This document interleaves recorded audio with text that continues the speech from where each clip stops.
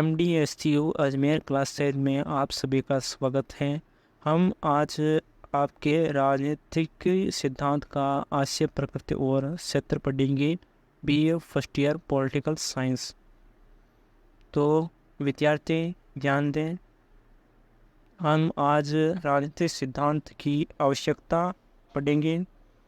तो हमारे अध्ययन के किसी भी विषय को एक स्वायत्त अनुशासन बनाने के लिए स्वयं को दिशा निर्देश तथा विकसित करने की सामर्थ्य होना चाहिए। एक स्वतंत्र अनुशासन के लिए यह आवश्यक है कि उसका अपना विषय क्षेत्र स्पष्ट एवं निश्चित हो, मान्यताएं हो, उसका अध्ययन संबंधी मान्यताएं हो एवं विकसित पद्धतियाँ तथा प्रविधियाँ हो, उसकी अपनी शैक्षिक शाखाएं एवं प्रशाखाएं हो, उसके पास न्यूनतम क्षेत्रों में शोध एवं सर्वेक्षण करने का अभिनव कार्य क्षेत्र हो। इन सबके अतिरिक्त उसकी सबसे बड़ी आवश्यकता है कि उसके पास एक अनुभवात्मक, विकसित तथा रचनात्मक सिद्धांत हो। किसी भी विषय को स्वतंत्र अनुशासनात्मक स्तर दिए जाने के लिए सिद्धांत एक पूर्व या शर्त है। केवल वैज्ञानिक पद्धति के प्रयोग मात्र से अथवा तथ्यों आदि के विषयों में पर्यवेक्षण, वर्णन या भविष्य कथन से ही कोई विषय एक शैक्षिक अनुशासन नहीं बन जाता। उसके पास अपना सुविकसित सिद्धांत होना चाहिए। आधुनिक राजनीतिक सिद्धांत राजनीति विज्ञान को स्वतंत्र अनुशासन बनाने की दिशा में पुरजोर संघर्षरत है, इसीलिए उसका अध्ययन विश्लेषण आवश्यक है। डेविड ईस्टन क्या कहते हैं कि राजनीतिक सिद्धांत की आवश्यकता क्यों है, इसके बारे में अपनी क्या राय रखते हैं, ये देखते हैं। डेविड ईस्टन ने राजनीतिक शास्त्र में सिद्धांत की भूमिका एवं महत्व पर विशेष बल दिया है।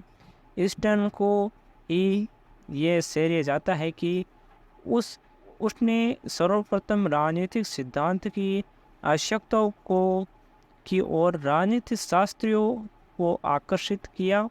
ईस्टन के अनुसार सिद्धांत का निर्माण राजनीतिक शास्त्र को व्यवस्थित विज्ञान बनाने की एक आवश्यक शर्त है और इसके अभाव में राजनीतिक शास्त्र व्यक्तित्वहीन है।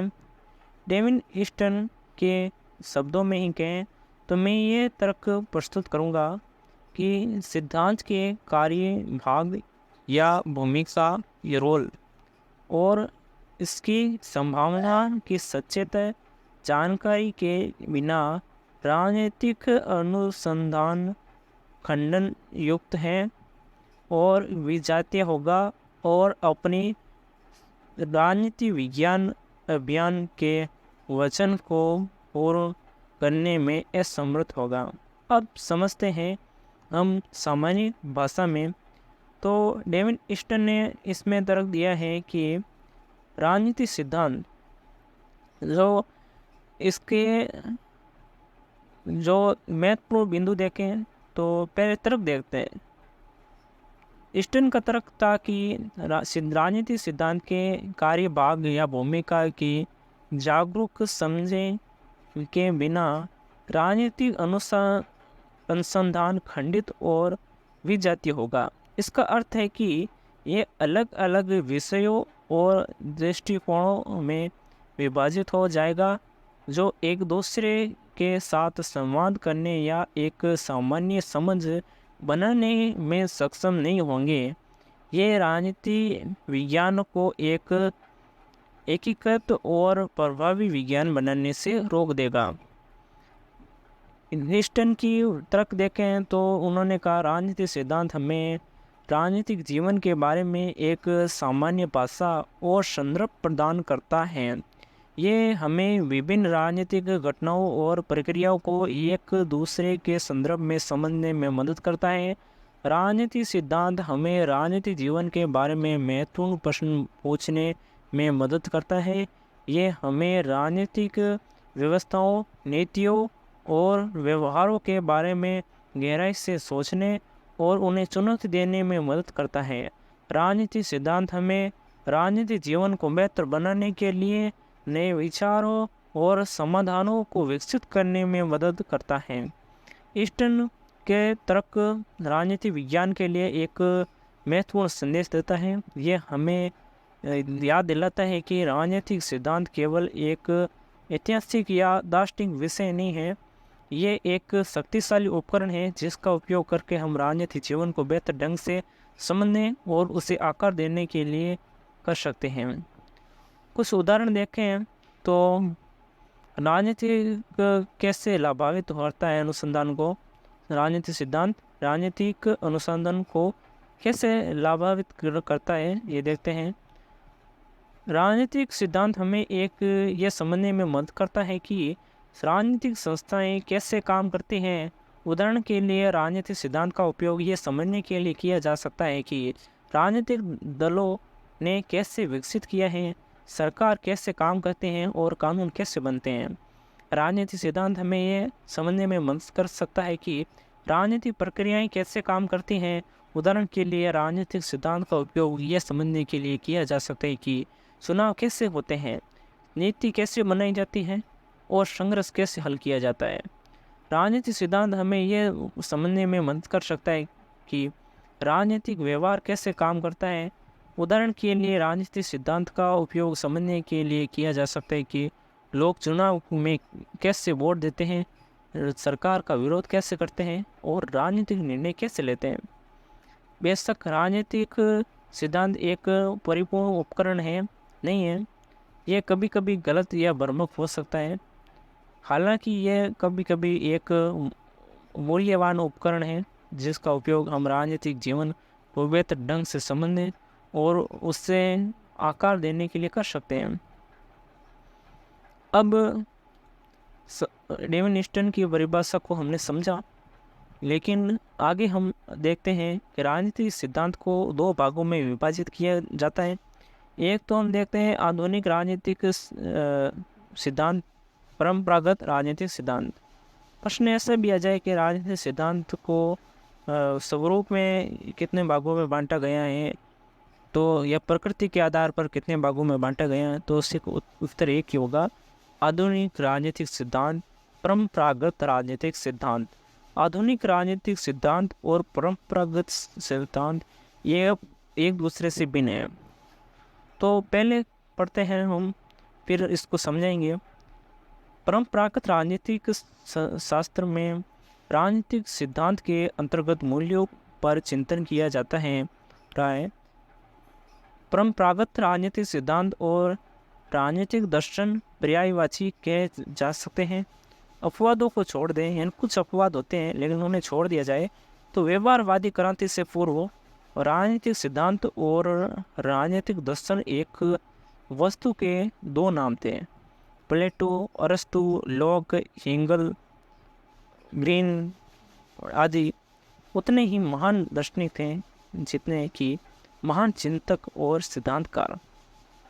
दूसरे अंतर देखें तो परंपरागत राजनीतिक सिद्धांत दर्शन पर इतना अधिक आश्रित था कि अब कतिपय विद्वान इसे दर्शन का ही एक उपक्षेत्र मानते हैं। आधुनिक व्यवहारवादियों के अनुसार सिद्धांत केवल व्याख्या तक सीमित हैं और इस व्याख्या के अनुसार विकसित शास्त्रों में भविष्यवाणी की जा सकती है, जबकि परंपरागत राजनीतिक सिद्धांत नियोजन या उपचार का कार्य भी कर सकता है। अर्थात यदि नागरिक स्वतंत्रता ध्येय है तो शक्ति पृथक्करण आवश्यक है। यदि न्याय पर आधारित राज्य चाहिए तो दार्शनिक राजा होना चाहिए। अब तीसरा अंतर देखें परंपरागत राजनीतिक सिद्धांत और आधुनिक राजनीतिक सिद्धांत के संदर्भ में, तो परंपरागत राजनीतिक सिद्धांत का क्षेत्र इससे भी अधिक व्यापक था। यह मूल्यांकन भी करता है, वह यह भी बताता है कि क्या होना चाहिए, अर्थात नागरिक स्वतंत्रता और न्याय पर आधारित राज्य अधिक मूल्यवान है, आदर्श है। परंपरागत राजनीतिक सिद्धांत का अंतिम उद्देश्य व्याख्या नहीं है, वर्ण मूल्य है। परंपरागत दर्शन का भी मूल्य और नैतिकता से घनिष्ठ संबंध है, जबकि आधुनिक व्यवहारवादी राजनीति शास्त्र ये दावा करते हैं कि नवीन राजनीतिक सिद्धांत दर्शन के नियंत्रण से मुक्ति पा चुका है। आधुनिक व्यवहारवादी राजवैज्ञानिकों के अनुसार राजनीतिक सिद्धांत की भूमिका भिन्न है।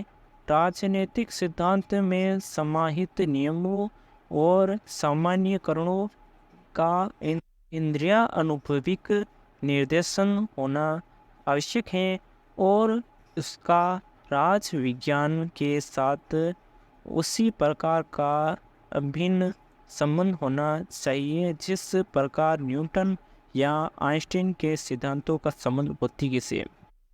व्यवहारवादियों के अनुसार राजनीतिक जो सिद्धांत की भूमिका मूल्यांकन, नैतिकता या आदर्श स्थापित करने के लिए नहीं, वर्ण परिघटना या तथ्यों के सामान्यकरण का व्यवस्थीकरण और व्याख्या करना और संभव हो तो भविष्यवाणी करना।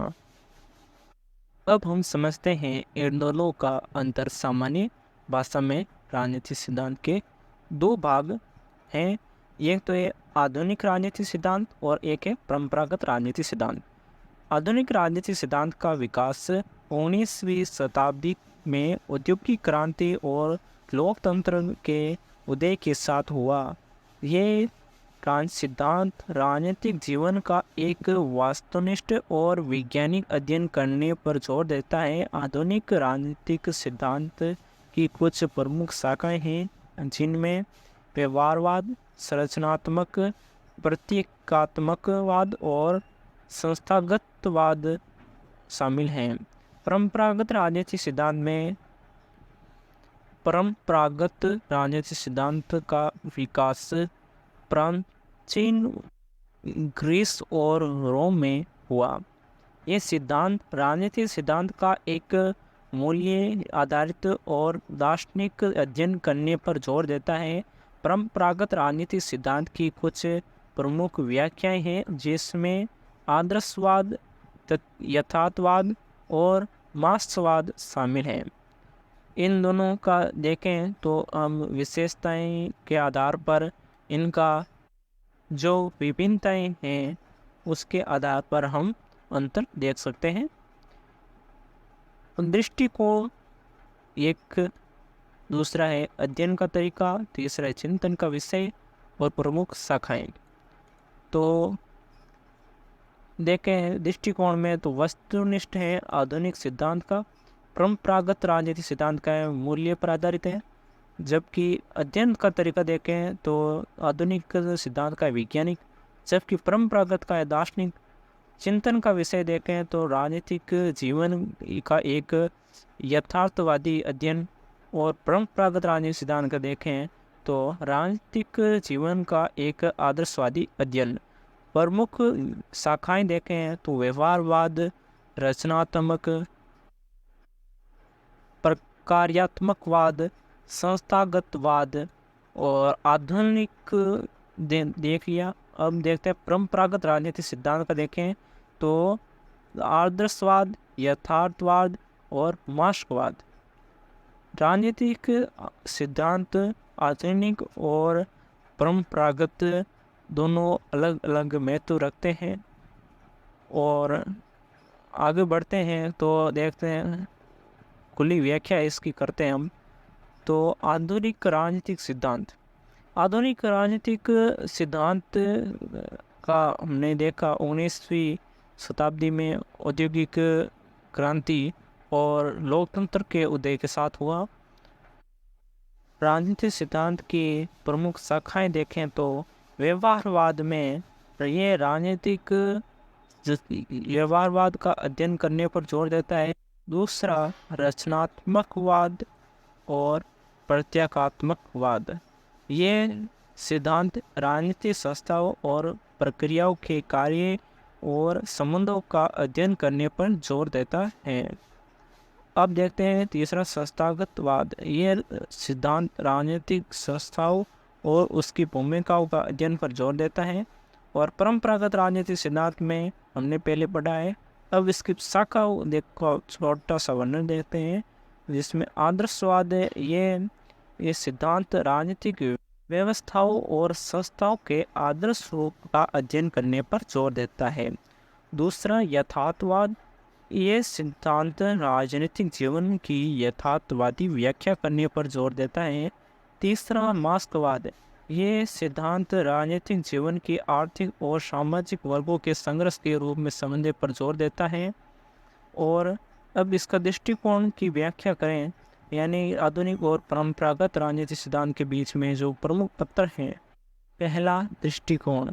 आधुनिक राजनीतिक सिद्धांत एक वास्तुनिष्ठ दृष्टिकोण अपनाता है, जबकि परंपरागत राजनीतिक सिद्धांत एक मूल्य आधारित दृष्टिकोण अपनाता है। दूसरा देखें तो अध्ययन का तरीका। आधुनिक राजनीतिक सिद्धांत एक वैज्ञानिक तरीका प्रदान अपनाता है, जबकि परंपरागत राजनीतिक सिद्धांत एक दार्शनिक तरीका अपनाता है। तीसरा चिंतन का विषय। आधुनिक राजनीतिक सिद्धांत राजनीतिक जीवन का एक यथार्थवादी अध्ययन कराता है, जबकि परंपरागत राजनीतिक सिद्धांत राजनीतिक जीवन का एक आदर्शवाद अध्ययन कराता है। निष्कर्ष इन दोनों का देखें तो आधुनिक राजनीतिक सिद्धांत और परंपरागत राजनीतिक सिद्धांत का अपना अपना महत्व है।